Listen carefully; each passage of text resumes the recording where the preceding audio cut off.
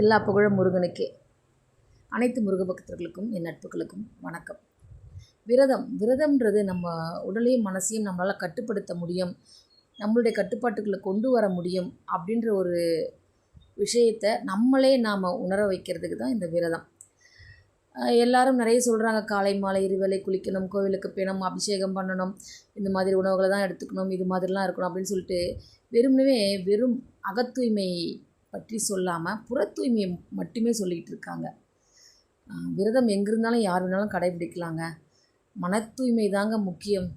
நம்ம மனசால் யாரையும் திட்டாமல், அதாவது கொடுமையான சொற்கள் பேசாமல், மற்றவங்கள பழி வாங்கணும் அழிக்கணுன்ற எண்ணம் இல்லாமல் உதவும் எண்ணம் இருந்து நம்ம முருகனை நினைத்தாலே போதுங்க.